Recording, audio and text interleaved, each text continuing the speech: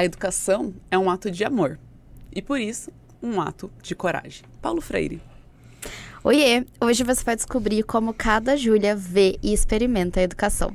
Eu sou a Júlia Marcolan, mais conhecida como Julia. E eu sou a Júlia Jacold, mais conhecida como a Matemaníaca.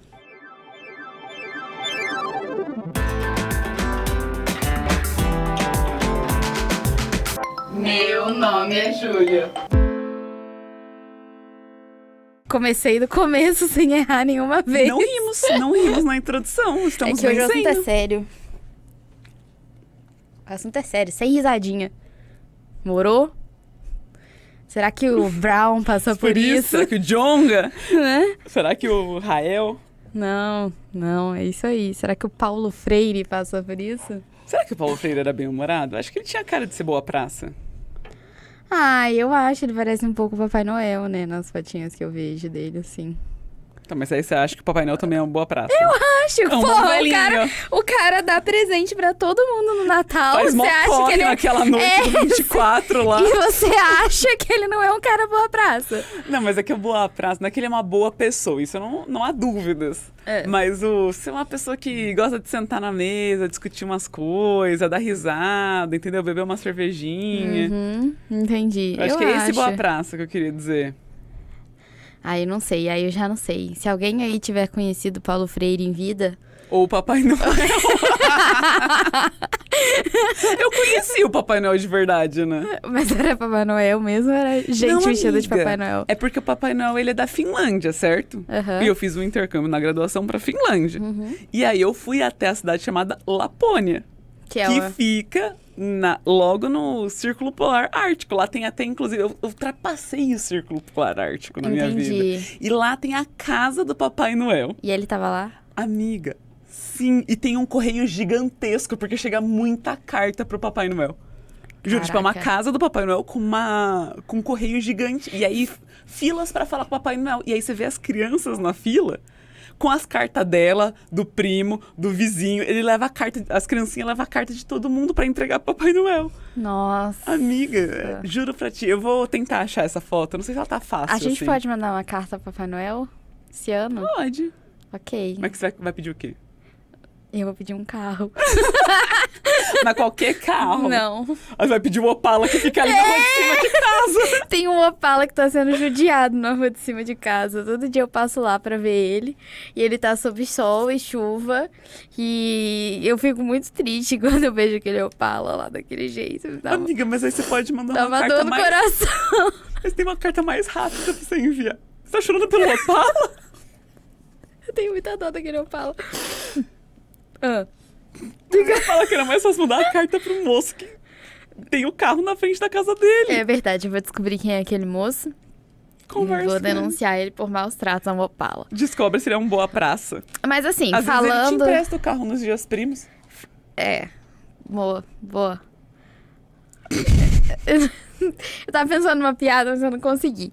Mas assim, falando em Finlândia, né? Eu acho que a Finlândia é um bom gancho pra gente puxar o papo desse papo aqui. Puxa aí o gancho. Como é Puxa. que é a educação lá na Finlândia? Menina, muito parecido com a daqui. Ah, é? Juro pra ti. Nunca te contei isso, não?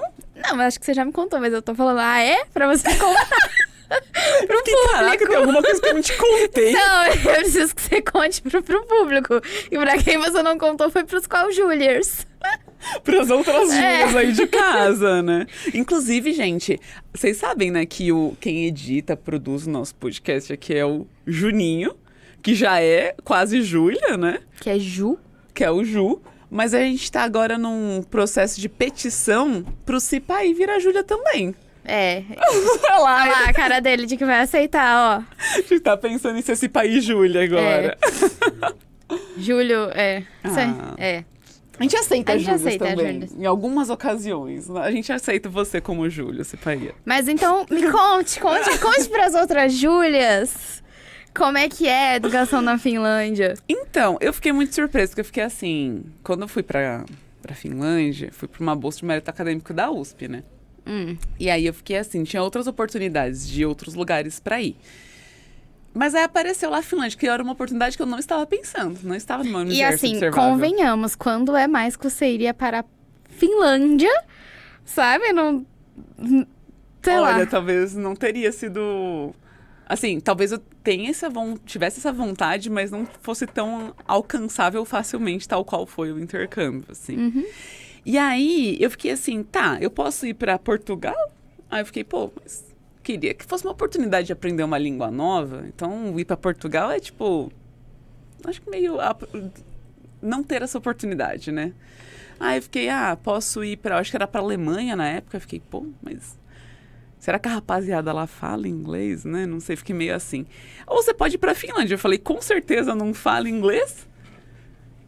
Mas, pelo menos, eu faço a licenciatura aqui. Quero ir lá e conhecer a educação que sempre dizem sobre ser uma educação de referência, altos índices no PISA. O que será que eles fazem lá? Então, meu objetivo de ir pra Finlândia, além do intercâmbio, aprender umas matemáticas e pipipipopopó, era também conhecer uma escola finlandesa. Aí, consegui isso, assim, foi meio doido, mas uma professora da universidade me apresentou para um professor da Finlândia. Ai, soninho. Ai, desculpa que eu não dormi bem essa noite, mas eu tô prestando atenção. Uma professora da universidade apresentou o professor da Finlândia. E aí eu tive a oportunidade de conviver numa escola finlandesa. Não tem um documento que comprove isso, mas... tá tudo aqui, então assim, não foi como se horas do meu estágio na graduação tivesse saído da Finlândia, mas vivi esse momento. E aí era uma escola pública, existem escolas particulares lá, mas não é o padrão, tipo, as pessoas estudam em escolas públicas, de maneira geral. Essas escolas públicas não é assim, eu vou procurar a melhor escola pública, porque você tá usando o material dourado como um cigarro, amiga.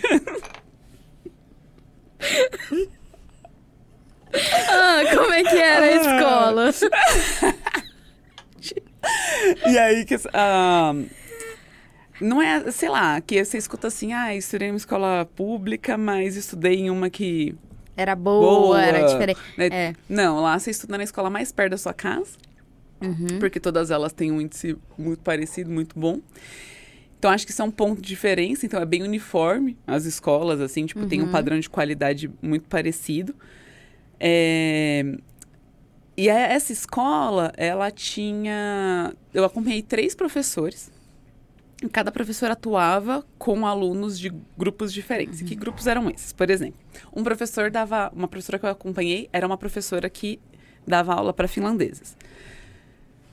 E beleza, era uma professora bem tradicional, assim. E eu senti que a maior diferença primeiro eu cheguei e tinha mesas em dupla. E eu fiquei, nossa... curioso, mesas em dupla. Será que é para fazer uma atividade em dupla? Não. Era só para talvez fomentar uma discussão, mas eles não conversam entre eles. Imagina a gente sentar em dupla aqui. Caraca. Se nem em dupla a gente já conversa a aula inteira, imagina em dupla. Beleza. Não tem nenhuma placa, que isso era uma coisa que eu observava muito, falando proibido o uso de celular. Isso é lei no Brasil, né? E se tem placa, tem história, né? Se tem placa, tem história. Não, eles ficam com o celular do lado. Então lá eles não têm história. Lá não tem história de celular, pelo menos. Aí eu fiquei, nossa, então não tem nenhuma proibição de celular. Todo mundo com o celularzinho assim na mesa, mas não é como se ficasse acessando o celular durante a sala. Então eu falei, isso daí também é uma outra diferença. Outra diferença, tinha bastante acesso à tecnologia. Então, tipo assim, a professora tinha uma boa lousa, tinha um bom projetor, tinha vários materiais, assim, à disposição. Então, acho que isso facilita várias coisas, né? Mas outro ponto de atenção, tinha uma pia dentro da sala de aula. E eu acho que isso é muito comum, porque a cidade é muito fria, tal. Você pode, tipo, lousa, limpar a mão ali na hora, não precisa ficar saindo toda hora da sala. Mas imagina no Brasil ter uma pia. Nossa, a gente ia se tacar água o dia inteiro. Chuvinha! Com certeza a gente ia fazer alguma coisa assim. A aula foi super tranquila, a professora deu uma aula o quê? Função de primeiro grau. Desenhou as retas, no plano cartesiano, igualzinho. Fez os estilos de questão que a gente faz aqui. Apresentou a equação da reta, igual a gente apresenta aqui. Não é nada, tipo, revolucionário no conteúdo. Mas eu sinto que, tipo, esse ambiente é muito bem estabelecido, assim, sabe? Tipo, o que cada um tá fazendo ali dentro. E acesso a bastante materiais de qualidade, no sentido também de tecnologia, assim. Aí eu falei, beleza, talvez seja uma turma só que, né? Turmas pequenas, eu acho que isso ajuda muito, né? Porque aí o professor consegue ter bastante acesso. Aí fui acompanhar uma outra professora que ela era uma metodologia inversa. Então, eu entrei na sala, eram os alunos todos em grupo, e aí tinha um problema que eles estavam resolvendo, a professora ficava dando assistências para os alunos. Eles conversavam sobre uma atividade. Nossa. Aí eu fiquei, nossa, se a gente tentasse em grupo, a atividade ia ser a última coisa que a gente ia fazer, assim. E aí tinha um calorzinho um pouquinho maior naquela aula, porque assim, enquanto a professora não conseguia dar assistência para eles, porque estava atendendo algum outro grupo, eles conversavam de alguma outra coisinha. Não falo finlandês, mas o básico que eu sabia de finlandês, eu sabia que eles não estavam falando sobre números, equações e tudo mais. Mas era isso, eram em momentos específicos, assim, quando eles estavam precisando de uma assistência e não estava esperando a professora chegar ali. E aí eu tive a experiência com um terceiro professor, que era um professor também finlandês, mas a turma dele era de intercambistas. E aí? Você sente o calorzinho já, né? Aí você sente o calorzinho. Então tinha portugueses, espanhóis, holandeses, tinha de tudo, assim, tipo, de várias nacionalidades, americanos, enfim.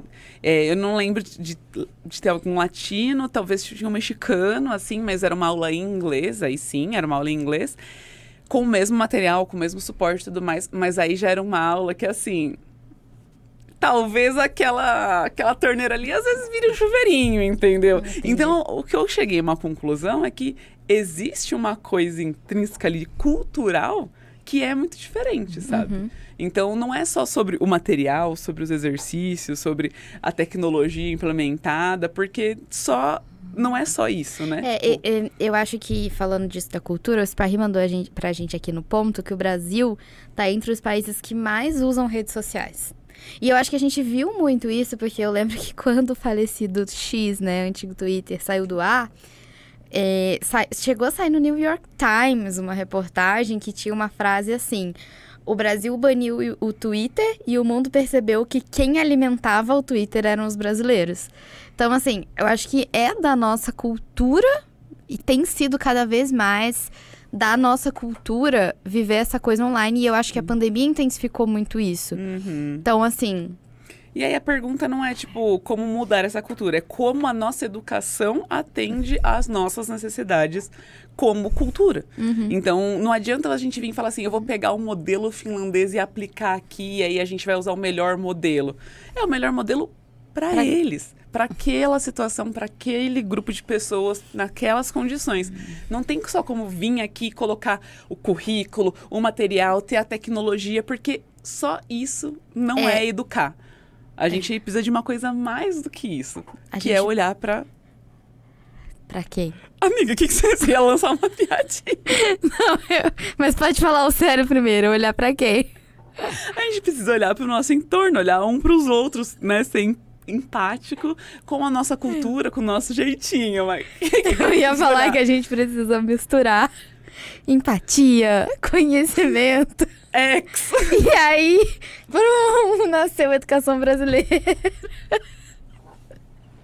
Aí a gente fica esperando o prefeito ligar lá no... Não, mas eu acho que... Só uma pergunta, o CPI é em percentual esse daqui ou é absoluto? Porque eu acho que tem um pouco disso também, né? A gente é muito grande. Não, eu acho que é percentual. Tá.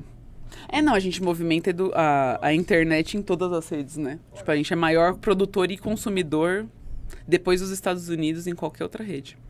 YouTube e tudo. Mas... Eu acho que a gente fica mais horas por dia do que as outras. Eu não tenho esse dado, assim, de cabeça, só de orelhada. Mas se a gente tiver um dado oficial sobre consumo de internet, a gente coloca aqui na descrição. Se você também tiver, pode comentar esse dado aí pra gente. Tem dado no podcast, amiga? No podcast em específico tem. Tem sim, tem vários dados. Tem dado aí? Palhaçada. Mas assim, o que eu queria completar é que eu acho que casa muito com o que você tá falando sobre olhar o entorno e tudo mais, porque além da gente pensar na característica que a gente tem como sociedade, como a sociedade brasileira faz as coisas e tudo mais, como é a nossa cultura, né? Eu acho que isso é muito importante. conhecer essa cultura e aplicar ela, mas também olhar as individualidades. Tipo, nenhuma educação é boa o suficiente se você não olha a pessoa para quem você tá dando aula e se você não se adapta a ela. Porque essa é a função do professor, ensinar. E nem todo mundo aprende do mesmo jeito, né? Olha só, imagina. Nem todo mundo aprende do mesmo jeito. Então, assim, eu acho que a gente já pode entrar no assunto. Eu acho que isso é meio triste também, porque fica parecendo que, então, se todo mundo ensina igual para um certo tipo de pessoa, e aí você é uma pessoa diferente, e você não aprende daquele jeito, parece, então, que não é para você, né? E isso é muito triste, porque aí vira uma educação que exclui. E às vezes às vezes você dá essa oportunidade pra pessoa, né, de aprender, de se expressar. Às vezes é muito bonito você ver a construção do conhecimento de uma maneira não tradicional. Porque você aprende, às vezes, com como aquela pessoa constrói aquele conhecimento também. E o que é tradicional, né?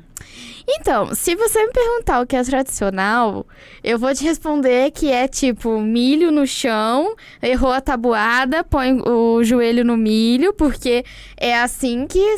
Você nunca ouviu essa história? Não, amiga. Foi assim que a sua escola era assim. Não, foi assim que a minha mãe era assim. Não, mentira. Desculpa, mãe, você nunca me botou de joelho no milho. Mas ela já ameaçou várias vezes. Vou te botar de joelho no milho. Eu cheirava a parede. Porque, tipo assim, ela nunca me botou, mas olha, ela já ameaçou. Mas eu acho que essa rigidez, assim, a gente foi talvez perdendo isso um pouco, mas se você parar pra conversar com seus pais ou com seus avós, você vai ver que na época dele, os professores eram muito mais rígidos, assim. Nossa, acho que minha avó nem estudou. A minha avó fez até a 4ª série, sabe? A minha avó foi por aí também. Mas se você falar com as pessoas mais velhas, elas vão dizer pra você que existe essa escola onde... A gente vê isso muito em filme. Tem o filme do...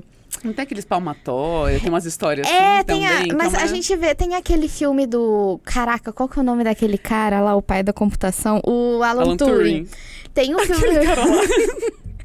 O filme do Alan Turing, quando retrata um pouco a parte dele de ali adolescência, dele no colégio, a gente vê a rigidez mesmo dos professores. E isso era uma coisa que, tipo, tudo bem que ele tava em um outro contexto, em um outro país, mas isso também é coisa que, sei lá, os meus tios, eu tenho um tio que tem 64 anos, meu tio mais velho, né? Acho que é 64, se for menos que isso também, ele tá tudo bem. Que ele tá conservado, mas ele tem mais ou menos essa idade aí, então ele fala disso também, de como que na época dele os professores eram mais rígidos, assim, dele tomava pescotapa dos professores, sabe? Eu sempre escutei essas histórias do jogar o apagador, jogar giz, cara, eu dei aula pra... Caraca, vou contar a história. Eu dei aula pra cursinho pré-vestibular, né? Mano, tinha uma menina que eu olhava pra cara dela e ela me irritava tanto que eu tinha que ficar assim, eu não posso jogar esse apagador na cabeça dela. Eu não posso jogar esse... Eu tinha que me controlar. Mas por quê? Porque é uma coisa que a gente, sei lá, sabe? Eu não tinha... Eu tinha empatia, porque eu nunca joguei o apagador na cabeça dela, mas... Você me deixou sem palavras no podcast. Mas, eventualmente, tinha essa coisa. Mas por quê? Porque eu acho que em algum momento foi colocado que era normal um professor jogar um apagador. Sabe? Então... Jogar um giz. Eu tinha um professor que jogava giz na gente. Doido, né? Porque é uma educação que pune, né? É uma educação punitivista. Muito. Eu fico pensando que, por exemplo, eu vou falar uma coisa aqui que é fontes Arial 12, mas foi uma hipótese que veio na minha cabeça. Acho que a gente, com o nosso tipo de colonização, a gente tem uma colonização completamente católica. E a religião católica também é uma religião que Deus pune muito, né? Tipo, você tá o tempo inteiro em falta com Deus e você tá sendo punido por isso. Aí eu fico pensando... Será que tem uma daí? raiz daí? Eu acho que tem, até porque eu estudei num colégio católico. Os dois maiores colégios, assim, os dois colégios mais, digamos assim, tradicionais da minha cidade eram 2 colégios católicos, um colégio de padre e um colégio de freira. E hoje em dia eu acho que é um pouco menos comum a gente ver isso, ainda existem, né, claro. A gente questiona mais isso também, né? Mas eu acho que até um tempo atrás era bem comum mesmo você ter colégios que eram colégios católicos, né? Que eram freiras, eram padres que estavam ali em frente do colégio. Eu lembro que a maior punição no meu colégio, tipo assim, ó, todo dia, 8 da manhã, tocava a musiquinha da oração. E aí, você tinha que parar o que você tava fazendo pra fazer oração. Você tinha que parar. E assim, se você fosse pego andando no corredor na hora da oração, já era assim, sabe? Era 3 dias de detenção em casa, porque isso era a falta mais grave do colégio. Então, você tava no corredor, tocou a musiquinha da oração, você para, reza os 5 minutos e depois segue, assim. Então, a gente tinha... Mas quem tá vigiando não tá rezando, então? Pois é, isso aqui pra mim era a maior coisa de todas, porque teve uma vez Então que eu quem falei cumpre não isso. reza? Teve uma vez que eu falei isso pro padre. Eu falei, bonito, o senhor também tava me vigiando e não tava rezando. Porque é só... Quem vigia não Mas reza era no assim, horário se da oração. você- Ou rezou rapidinho. Rezou rapidinho, né, ali, coitado de Deus. Ou recebeu pouquíssima atenção. Mas eu lembro que essa era a maior punição, assim, você podia fazer qualquer coisa. Teve um amigo meu que amarrou uma menina na árvore, foi punido com essa com 3 dias de suspensão? Não. Veja Mas bem, vai né? ele tá andando no corredor na hora da oração. Já era, Eurisson. E a gente falando da época da avó. Era só ir pro colégio da Julia e o menino... Não, mas ninguém apanhava no meu colégio, não, até onde eu sei. Mas o menino amarrou a outra menina na árvore. Que coisa Mas foi de brincadeira, ele também jogou ela no lixo uma vez. Ai, vamos botar uma linha aqui nesse podcast, senão hoje não vai dar. Vamos botar um foco, aqui. Vamos lá, vamos falar. Voltemos, então. Então a gente tava falando de uma educação que é punitivista. E eu acho que a gente volta no início desse podcast, né? Dado tudo isso, né? A gente vem com Paulo Freire trazendo uma educação que é uma educação que você precisa olhar para o outro e amar o outro, e então a educação vai acontecer. Então ali, essa troca. Por incrível que pareça, depois desse papo inicial, é como a gente acredita. A gente, pelo menos eu, acredito na educação. Pelo menos eu. Ah, entendi. Eu não quero falar por você. Você fala, eu também e tudo mais. Mas é como a gente acredita na educação. Eu vivi pra isso. Ai, amiga, hora da aguinha, vai. Hora da aguinha. Não, vai. Não, mas é só porque eu não quero botar palavras na sua boca, né? Quero falar, a Júlia acredita nisso. Ela tem que acreditar por ela própria.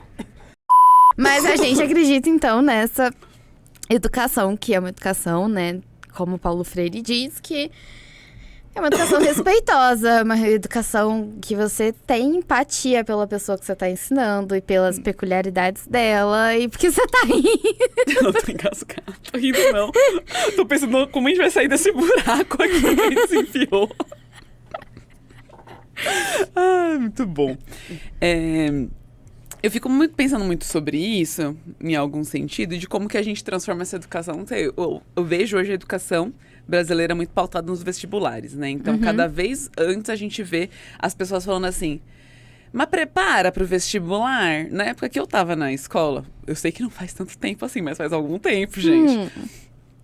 Era muito assim, não, eu vou mudar pro ensino médio, porque essa escola prepara pro vestibular. Sim. Aí, quando eu me formei e comecei a estudar, ser professora, era assim, não, então, coloquei essa criança num fundamental aqui porque prepara pro vestibular. Eu sinto que hoje ia chegar no maternal e perguntar, mas prepara pro vestibular? Porque parece que o grande lance, o objetivo final da educação brasileira é passar no vestibular. Lógico, isso num recorte de classe também, porque a gente sabe que tem muito lugar que, nossa, a evasão é bem complexa. Mas aí eu fico pensando um pouco sobre isso, porque a gente vê um Fundamental 1 que tem uma professora que dá muita atenção para essa turma, que tem um vínculo muito profundo. Então, um professor, né, que conhece o aluno, chama pelo nome, que o aluno sabe quanto que a professora calça, se tem filho ou se não tem filho, né, sabe tudo da vida do professor. Cria um vínculo muito ali, né, tipo, de amizade mesmo também. E aí joga essa criança numa 5ª série, 6º ano aí. Com 7 professores. 7 professores que não troca de sala, Uhum. que de repente esse professor, ele te trata como um número, porque você tem um diário para preencher essa criança, e aí saber se dá ponto positivo ou se não dá. Perde, né, muito esse vínculo. E aí eu estudei um tempo na minha graduação, só esse período de transição Fundamental 1, Fundamental 2. Como isso é traumático, né? E como depois daí só piora. É. Nossa, Porque é só aí, ladeira abaixo. Eu acho que aí você ainda tem menos professores, né? Você ainda tem aquilo. Tipo, português, matemática, mas quando você entra no ciências. ensino médio, você tem 300 professores entrando e saindo da sala ao mesmo tempo. Aí 2 de matemática. 2 de matemática, matemática 1, matemática 2. E esses professores ali também não é o único lugar que eles trabalham. Então, a sua turma de 60 alunos, que já é enorme, não é a única turma de 60 alunos que ele tem. Ele tem mais pelo menos umas 10 daquele. Então, sei lá, eu acho que por ano o professor deve dar aula para umas 600 crianças, E assim. muito provavelmente esse professor, né? Provavelmente não, né? Esse professor está sobrecarregado, É. mal valorizado. Aí ele tá dentro de um ensino que é apostilado. E aí ele joga uma fórmula, faz um exemplo, deixa exercício. E aí, Nossa, eu acho interessante a gente ter entrado nesse assunto, porque a gente tá falando muito de empatia, de entender o que, né? Mas empatia pra quem? Tem que ter empatia Nossa, com esse vários professor níveis, também, né? em vários níveis, porque não é o professor que faz esse sistema. Nossa, não, Quem eles... impõe esse sistema é a sociedade. Eles E a só tá no gente, rolo como professor, a gente sofre, porque a gente precisa, no fim das contas, a gente pagar os boletos. Então, assim, a gente precisa se adaptar a esse sistema pra gente conseguir fazer alguma coisa. É óbvio que eu não tô dizendo que a única solução pra isso é você ir lá e você dar uma coisa mecânica, assim. Mas, porque é isso, né? Assim que eu me formei na graduação, eu fui dar aula pra cursinho pré-vestibular. E tinha essa cobrança de tipo assim, tem que botar muita matéria e tem que preparar e tem que fazer muito exercício porque eles têm que passar no vestibular. Então, essa era a situação. E eu tentava, no máximo que eu conseguia possível, eu não sabia que isso era ensino afetivo, porque eu não tinha tido contato com isso ainda, mas eu tentava ao máximo possível me aproximar, entender qual era o problema daquele aluno, entender o porquê que ele não sabia aquilo, né? Então eu tentava o máximo possível fazer isso. E um tempo atrás, eu até chorei com essa mensagem. Um tempo atrás, teve um aluno, eu não vou expor nomes aqui, né? Mas teve um aluno dessa época... E é o aluno que a Julia jogou apagador. Não quer receber o processo. Não. Ele me mandou uma mensagem, pra vocês verem quanto tempo tem isso, né? Ele me mandou uma mensagem no Instagram, falando assim... Oi, professora, eu não sei se você vai lembrar de mim, você me deu aula em tal ano, lá em tal lugar... E eu vim te agradecer, porque hoje é a minha formatura em letras. E eu acho que eu não teria passado no vestibular se não fosse você. Nossa. E aí eu fiquei assim... Mergulhei isso. Eu fiquei, cara, é uma coisa, né? Porque, tipo, você marcou a vida daquela pessoa num nível de aquela pessoa tá num outro contexto de vida. Ela tá se formando, já passou um monte de coisa. E ela volta. E ela volta pra te dizer, sabe? E aí, isso pra mim me marcou muito. E eu tenho alunos, assim, dessa época, que até hoje gostam muito de mim. E meus alunos eram terríveis, assim, porque eu tenho 1,50 m. Então, eu chegava no quadro, o quadro era alto. Às vezes tinha um negócio assim, apaga aqui, Júlia, lá no alto do quadro, onde eu não ia alcançar. E aí, eu vejo que isso é muito importante e é muito marcante. E aí, talvez a gente puxe esse gancho agora, então, para falar sobre o que é o tal do ensino afetivo, o que é esse respeito, quais são as perguntas certas. Você quer entrar nesse contexto? Sim, acho que assim, o que a gente tem que dizer é que existe esse lugar de... Não sei nem se o nome é metodologia, mas existe essa maneira de olhar para o ensino com afeto, mas com pesquisa e tudo mais. Eu lembro que isso veio muito pra gente, porque... Não porque a escola em que a gente estava surgiu daí, a gente já fazia um ensino que tinha um olhar com muito cuidado para a criança, mas quem realmente usava essa metodologia era uma escola que a gente dava aula aos finais de semana, a gente usava o espaço daquela escola. E aí eu lembro de ter feito um curso com o professor daquela escola. Ele ofereceu pra gente, né? Que era uma escola de inglês que oferecia o espaço pra gente. E aí os professores de matemática, tivemos um curso com eles sobre ensino afetivo. Então, existe todo um estudo em cima disso. Eu não sei se efetivamente é uma metodologia. Eu acho que esse não é o nome certo, porque não é como se a gente tivesse...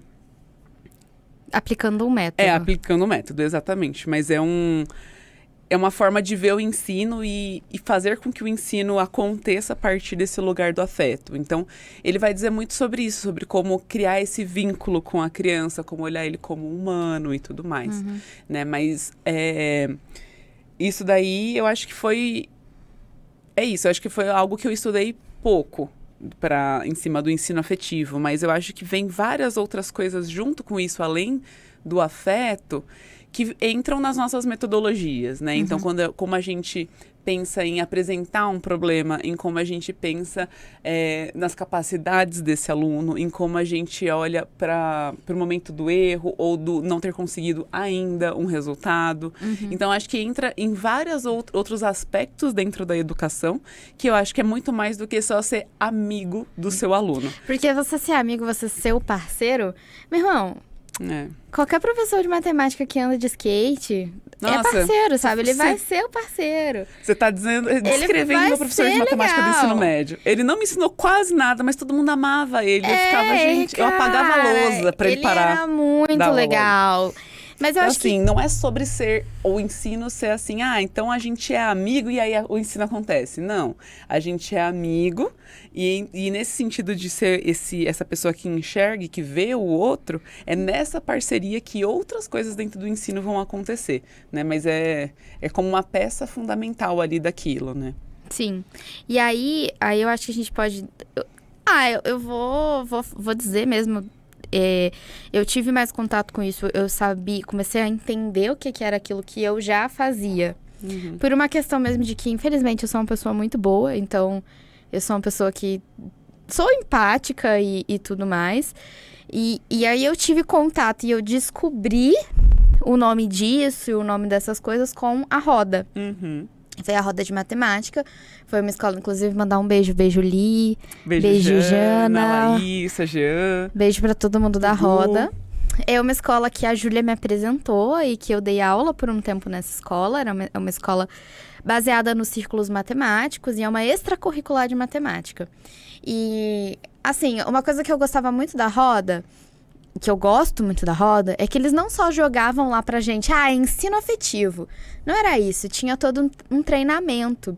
E como eu disse, tinha empatia com o próprio professor. Então, eventualmente, assim, a gente tinha treinamentos de como proceder nas coisas, como fazer, o que a gente poderia fazer para melhorar a nossa comunicação, que tipo de elogio a gente pode dar para um aluno para ele se sentir melhor ou não.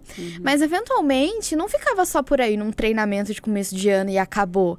A gente fazia reuniões para contar casos que aconteciam na nossa aula e, eventualmente, eram casos de, tipo assim, as pessoas falando, olha, não sei mais o que fazer nessa situação, está acontecendo assim, assim, assim, assado e tudo mais. E não tinha nessa reunião uma cobrança no sentido, nossa, mas você é uma péssima professora porque você não soube dar conta disso. Tinha um ensino. Então, tinha muito uma troca de experiência de professora tal falar, olha, quando aconteceu uma situação parecida comigo, eu fiz assim, assim, assado, e você pode tentar fazer isso, isso e isso. E tinha todo um coletivo de professores, às vezes, olhando e buscando soluções para o problema de um aluno específico. Sim. Então, a gente conseguia conversar muito, a gente se sentia num lugar de crescimento, de ser acolhido, e a gente conseguia efetivamente, depois disso, levar uma solução que melhore o entendimento desse aluno, né? Então, eu acho que a roda, para mim, o tempo que eu passei lá foi sensacional, como o meu crescimento enquanto professora, assim, sabe? Se hoje eu sou uma boa professora, completamente culpa da roda, porque foi onde eu fui treinada para isso. Nossa, assim, não tem como falar da minha vida sem falar da roda, assim. Não tem como falar. Nossa, a roda foi transformadora, assim. Com certeza, porque, tipo, eu acho que eu fazendo a licenciatura e tendo todos os cursos de... eu fiz uma licenciatura que é bem comum isso na matemática, né? Eu vim da licenciatura, mas às vezes a licenciatura é muito bacharel, porque, enfim, Não, é uma licenciatura que faz o mínimo da licenciatura. Não, eu fiz uma licenciatura que eu não fiz nenhuma disciplina com o bacharel. Tipo, todas as minhas disciplinas lá no IME eram disciplinas para licenciatura em matemática, tinha atribuição de trabalho e um grupo de professores que só davam aula para educação, além das disciplinas só de pedagogia, dos estágios, nanana. E eu acho que eu tive uma das melhores formações de licenciatura em matemática que eu podia ter no país, assim, com toda certeza. Mas nenhum momento da minha formação eu fui apresentada pelo que a Roda me apresentou, sabe? E eu acho que isso é muito inovador, porque por mais que eu tivesse acesso ao maior número de pesquisa, teoria, contato com licenciaturas diferentes, né, que traz discussões muito diferentes e visões de visão de mundo e de contextos muito diferentes, a Roda me apresentou uma metodologia e pesquisas recentes, que não foi o que a USP me apresentou. E eu acho que isso foi o mais inovador, assim, tipo, ter referências muito recentes para a educação. E eu acho que isso teria acontecido se eu tivesse seguido, né, um mestrado, um doutorado na licenciatura, assim, tipo, na parte de educação matemática. Mas eu acho que já devia ter essa sementinha ali, sabe, na graduação. Então, para mim, foi muito, muito, muito inovador, assim. Não tem como cobrar também a universidade, dado que, por exemplo, o Jean e a Laísa foram os primeiros mestrados e doutorados no Brasil que trouxe as pesquisas de Stanford que a gente usava dentro da roda de matemática, né? Então, enquanto eu já tinha me formado, aconteceu as primeiras defesas desse assunto para a língua portuguesa. Então, eventualmente, isso também é um lance, né? Tipo, como cobrar a universidade aqui de algo que ainda não era acadêmico no Brasil, sabe? Mas eu acho que é isso, assim, a gente vê esse ensino pensando um ensino que não está desassociado da da ciência neurológica e da ciência psicológica desse aluno. Então, eu acho que isso é transformador, assim, tipo, é revelador e não tem... Depois que você vê, não tem mais como desver, assim. Você não quer fazer de outro jeito, você olha e fala assim, não dá, não tem como ser de outra maneira mesmo, sabe? Vamos contar, então, um pouquinho o que você acha de como que é a experiência, essa experiência de que a gente tá falando, o que é uma aula nesse sentido, como é que isso funciona, assim? Vamos. Você quer contar a sua e depois eu complemento, que eu falei pra caramba agora. Pode ser. Eu acho que assim... O que foi mais transformador pra você? O que tinha na aula da roda que pra você era assim... Caraca, isso aqui era bem diferente. Eu acho que tinham duas coisas que pra mim... a gente tinha vários combinados, né, na roda. E a roda tem vários lemas também. E aí, algumas coisas eu vejo assim... Se eu tivesse passado por uma educação que tivesse me dado essa oportunidade, tivesse me dado esses pontos aqui, talvez hoje eu seria uma pessoa muito menos ansiosa e eu seria uma pessoa que me cobrasse muito menos. E quais são esses pontos? Primeiro, respeitar o tempo da pessoa.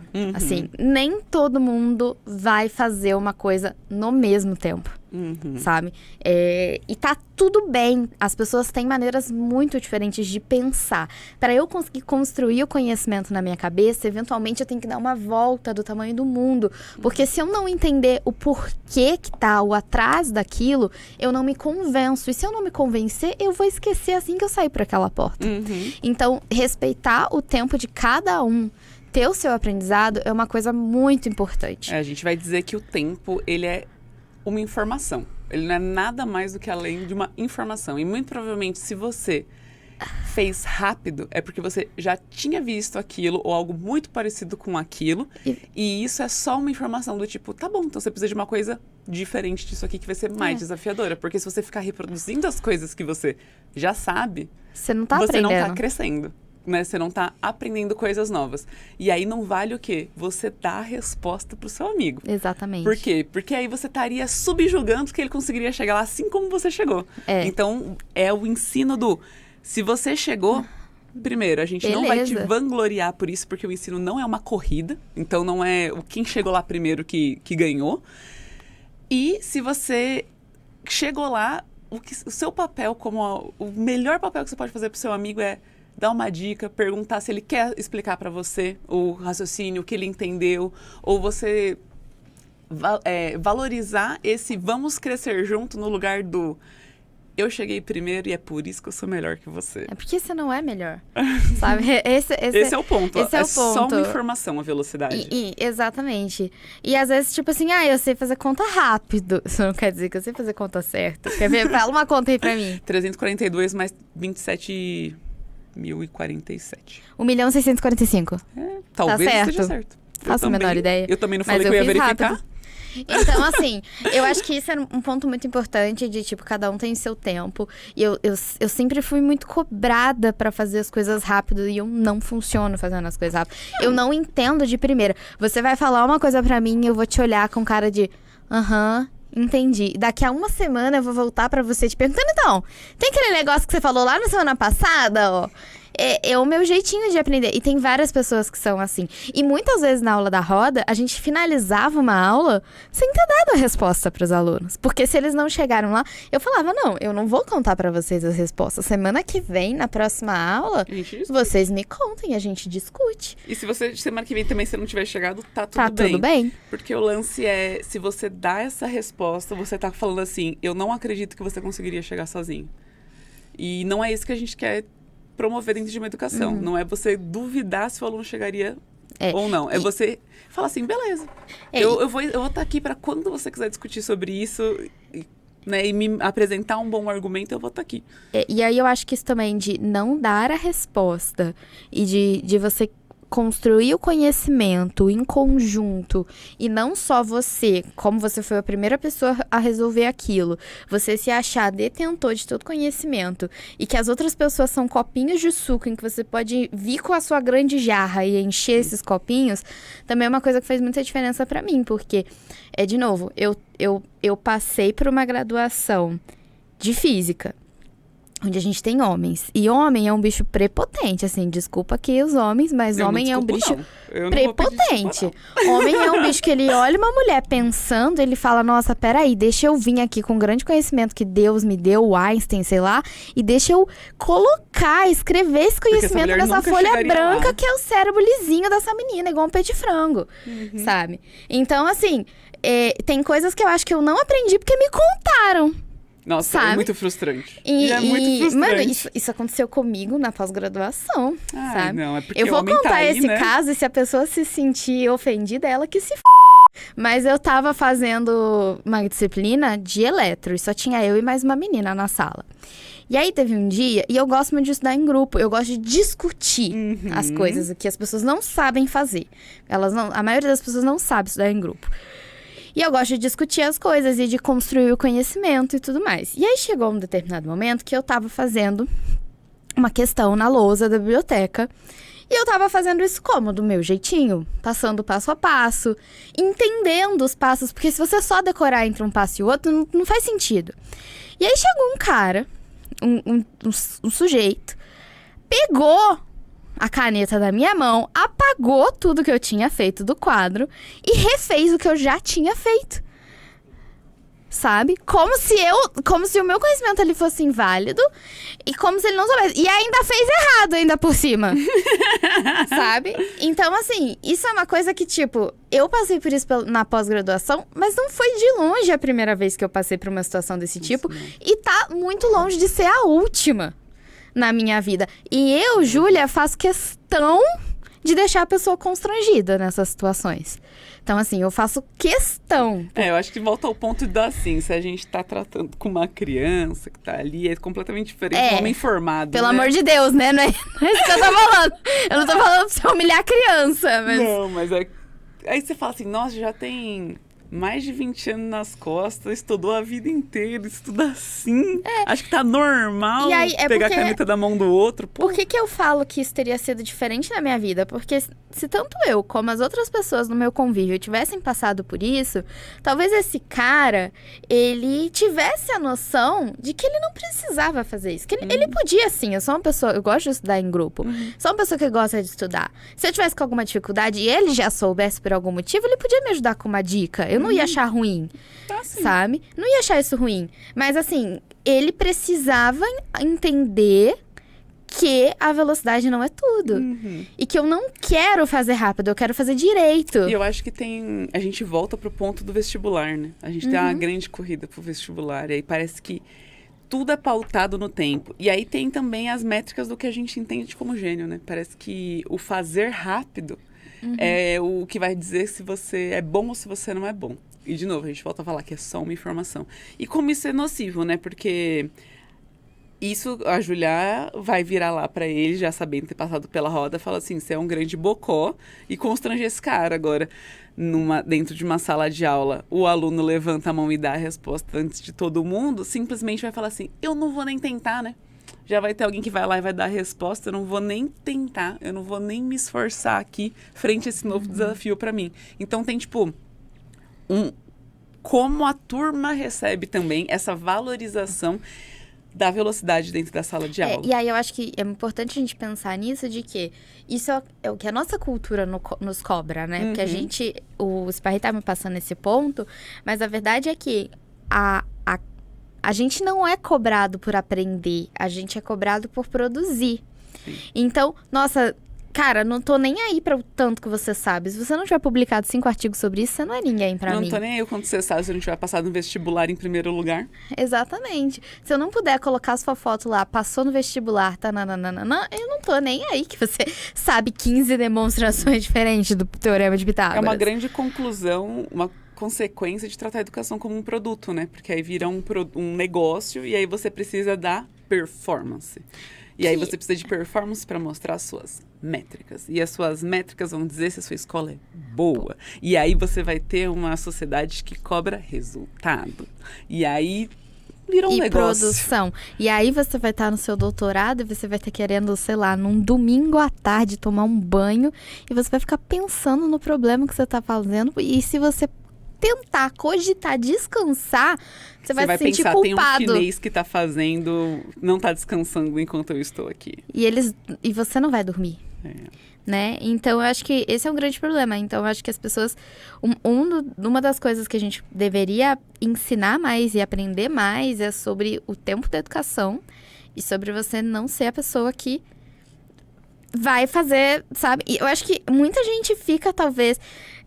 Eu penso muito nisso, de tipo, como ter uma pessoa que é brilhante, que sabe tudo de primeira, às vezes inibe a outra pessoa de querer pensar, porque a pessoa já tá assim, não, mas fulano vai falar. Não precisa dessa resposta, fulano vai dar essa resposta.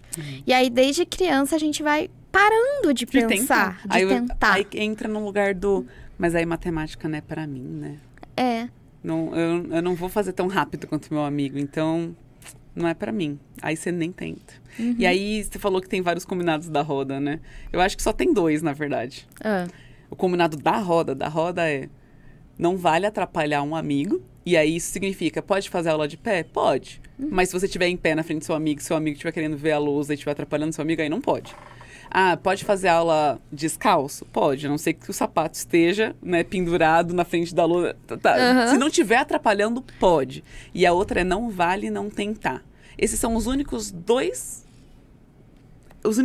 combinados da roda. Os outros são combinados sociais. Né? Os outros você faz em relação à turma. Mas da roda mesmo é não vale não tentar e não vale atrapalhar o amigo. Você falou disso de fazer aula em pé. Eu tinha uma aluna que, cara, o jeito que ela fazia aula era muito caótico. Porque ela catava o tablet, assim, e ela andava pela casa inteira. Ela comia pipoca, ela fazia carinho no cachorro. E aí você falava uma coisa, de repente ela só levantava a cabeça e falava, porque ela tava acompanhando. Sabe? É o jeitinho dela acompanhar. É o jeitinho dela acompanhar, fazendo 300 coisas ao mesmo tempo. E eu me identifico muito com ela.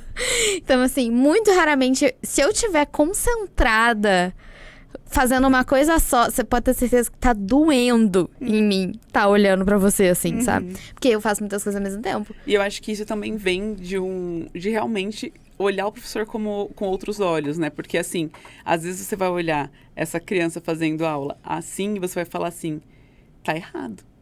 Mas tá errado por quê? Porque tá te incomodando ou porque, de fato, ela não tá conseguindo, né, ter o espaço de ensino-aprendizagem? Não, tá errado porque você não tá acostumado a ver esse tipo de pessoa fazendo esse tipo de coisa, né? Mas se ela não tá atrapalhando o amigo e não tá atrapalhando ela mesma, vale. Vale. E aí, isso é um processo, inclusive, para nós, professores, entender que tá tudo bem ter esse tipo de coisa, né? E eu acho que outro lugar sobre a velocidade que a gente ainda não falou é como que nós, professores, reagimos a isso. Porque eu lembro que eu já estava com o professor da roda há pelo menos um ano, assim, e era esse lugar que a gente não parava de aprender nunca.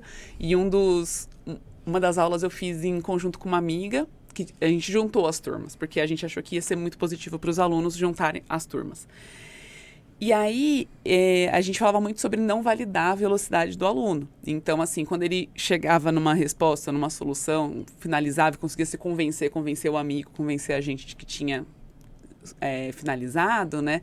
A gente falava, não, tudo bem, e agora por que você não faz isso? Dá um desafio maior, ou enfim, dá uma nova proposta, ou agora você vai dar dica para o seu amigo e tudo mais. E aí teve esse dia específico, eu lembro que era um Tangram, e a menina montou a imagem que a gente queria no Tangram, né, que a gente tinha proposto, e eu fiz assim, pela velocidade. Eu só abri o olho, eu só olhei e fiz. Eu não emiti nenhum som, eu não validei verbalmente, e a minha amiga depois falou assim, Ju, você percebeu quando terminou a aula? Eu acho que esse seu olhar já foi a validação que ela queria de velocidade. E aí eu fiquei... É isso, o jeito que você se coloca fisicamente já é um jeito de validar essa velocidade. Então, a gente tem que estar... Porque a gente é muito viciado, a gente foi criado numa sociedade que valoriza a velocidade, que valoriza quem faz primeiro. Então, assim... Você tem que estar muito atento, porque a gente está viciado em valorizar a velocidade, a gente está viciado. E aí, quando você quebra essa expectativa do... Tá bom, vamos tentar fazer outra imagem agora no Tangram? Vamos tentar fazer o gato agora? Então, assim, se a gente não vai valorizar a velocidade, o que a gente vai valorizar? A gente vai valorizar e falar assim, tá, mas você se divertiu fazendo esse gato? O que você aprendeu fazendo esse gato? Qual que foi a maior lição? O que foi o mais desafiador nesse processo?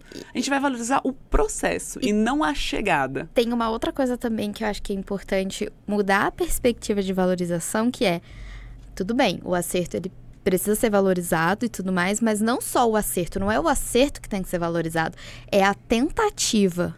Então, assim, porque enquanto você está tentando, você também está aprendendo, né? Essa é a grande questão.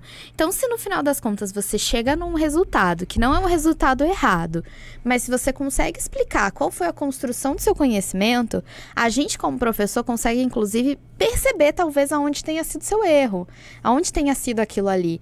Então, você tentar não é chutar, né? Isso que é importante. Você tentar construir um conhecimento e ser capaz de explicar aquele conhecimento também é algo que deve ser valorizado, mesmo se no final das contas você chegar no lugar errado. Então, assim, uma valorização que a gente tinha era muito, beleza, não chegou aqui, mas olha essa construção que você fez, olha essa percepção que você teve antes desse passo final que você errou. Isso também era algo a ser valorizado. Sim. Né? E eu acho que isso dava... Nossa, isso dava muita... Gente, a gente tinha alunos de 10 anos fazendo demonstração matemática. Esse lugar de incentivo e um lugar seguro do tentar, ele chega em lugares absurdos, assim. É isso. De pequenos matemáticos. Nossa, é muito legal. A gente tem muito esse lugar... Né, que a gente diz assim, né, no bar, errando que se aprende, aí parece que assim, porque aí você errou, aí você percebeu que você errou, e aí você entende onde você errou, então você aprende. Não é isso que a neurociência vai dizer pra gente. E eu acho que isso foi muito revelador pra mim. O que a neurociência vai dizer é, até quando você está tentando, errando e achando que o seu erro tá certo, você tá aprendendo.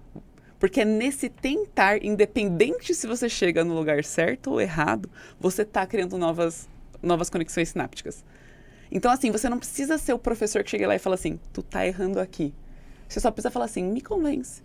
E aí o aluno vai falar e você vai perguntar em cima daquilo. Você não precisa falar assim, você tá errado, colocar um grande X vermelho ali em cima. Porque aí você estaria falando assim, tu errou, irmãozinho, tu é menor. Não é nesse lugar que a gente quer estar. A gente quer falar assim, não, então me convence. Mas e essa regra aqui? Está sendo verificada? E, de novo, até quando acertou fazer essas perguntas? Porque senão o aluno fica assim, só está perguntando porque eu errei, né? Então, assim, perguntar é você ser o cético da relação. Então, a gente dizia muito lá, assim, que você tem que se convencer da sua solução. Você tem que convencer o seu amigo que facilmente falaria sim para qualquer coisa. Pula da ponte, o amigo tá lá do lado. Tem que convencer esse cara e tem que convencer o cético. Você tem que convencer o cara que vai falar assim, mas isso aqui, mesmo que esteja certo. E você tem que conseguir dar os bons argumentos. Então, eu acho que isso é muito poderoso. Tipo, pra que eu vou tentar? Se, mesmo que eu tô tentando, eu vou errar e eu não vou chegar no resultado. Irmão, mesmo não chegando no resultado, mesmo estando errado, o fato de tentar tá criando novas conexões sinápticas. E é por isso que você tem que tentar. E é por isso que a gente não pode desistir. E é por isso que um dos combinados da roda é não vale não tentar. Porque independente se você chegou ou não, independente se foi rápido ou não, você tá evoluindo, você tá crescendo, você tá ficando mais inteligente. Então é isso, não vale não tentar. Para você que tá ouvindo esse podcast hoje, se você tem alguma coisa que você queria fazer, hoje não vale não tentar. Hoje não vale não tentar. É isso, você vai sentar a bunda na cadeira e vai tentar. E vai falar assim, eu só saio daqui enquanto eu demonstrar esse rolê, enquanto essa integral sair, enquanto eu conseguir me convencer desse método, entendeu? E eu não vale. Aí a gente volta pro Clóvis, né? Você não tem bril? Bril, você sabe? Tem bril. O cara descobriu, você só tem que entender, irmão. Você senta lá e pega a hipotenusa, leva ao quadrado, entendeu? E iguala a soma dos catetos lá, não sei das quantas. E é isso. É isso. Você tem isso. O cérebro aí tá dessa, né? Pode demorar. Uma coisa que eu faço muito, vai lavar um banheiro. Nossa, muito bom. Não tá conseguindo ali? Levanta, vai lavar um banheiro. Vai correr uns 20 quilômetros.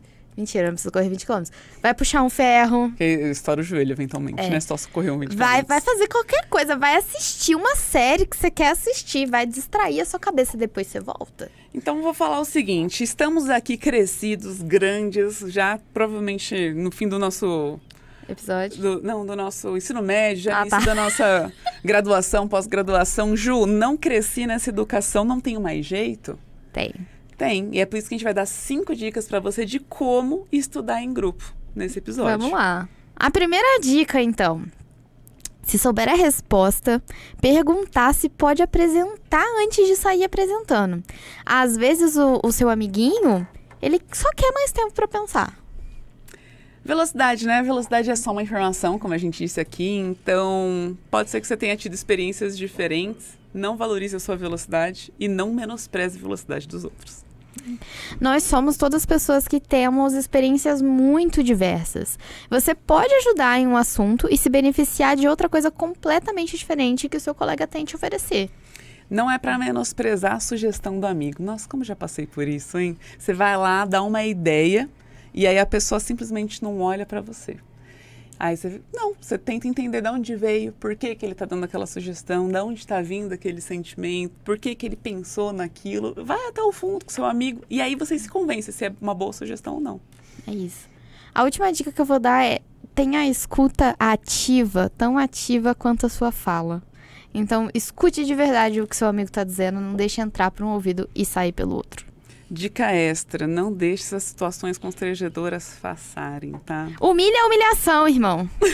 Se alguém tá te humilhando, você faz 2 vezes pior. Remédio pra maluco é um maluco e meio. Aí o que a gente vai falar? Tivemos pessoas maravilhosas na nossa vida em que a gente gostaria de mandar um beijo, porque foram essas pessoas que estudaram em grupo de uma forma gostosa com a gente, que a gente segue mantendo essas pessoas próximas até hoje, né? É isso. Primeiro beijo vai pra quem, amiga? Primeiro beijo vai pra Cami, a Camila, que é uma bruxa monstra. Bruxa monstra demais. Nunca estudei, mas recomendo. Agora mora com a gente. A Camila foi muito importante, assim, quando eu tava fazendo disciplina na pandemia. Foi uma amiga que a gente estudava junta e tudo mais, e passava ali pelos perrengues. Então, beijo, Cami, te amo. Eu queria mandar um beijinho pro Lixinho. Porque o Lixo é a pessoa que fala trivial com mais velocidade que a velocidade da luz. E aí eu sempre olhava pra ele, mas por que é trivial? Não é trivial pra mim, não. E aí a gente entrava em discussões muito profundas de coisas que pareciam óbvias e não eram. Então, um beijo pro Lixinho por aguentar minhas perguntas. Não é isso. Aí eu vou mandar um beijo. Tem 2 Gustavos aqui na lista do beijo. Aí esse primeiro Gustavo... Seu Gustavo, vai. É o Gustavo do meu grupo de pesquisa, o Gustavo Solcia. Cara, o Gustavo é aquela pessoa que às vezes eu vou no WhatsApp dele e falo assim: Gustavo, vou ficar falando aqui umas coisas só porque eu preciso botar pra fora pra eu ver se eu tô falando burrice ou não. E aí, às vezes eu falo um monte de burrice sabe? Mesmo. E o Gustavo não me julga. E é muito bom, porque eu realmente uso ele, sabe aquele patinho de borracha?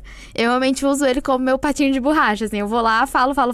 Ih, peraí, Gustavo, já entendi que eu tô falando merda. Obrigada, tchau. Obrigada. Às vezes ele nem chega a ler a conversa. Não precisa mais ler não, tá? Já resolvi. Pode ignorar.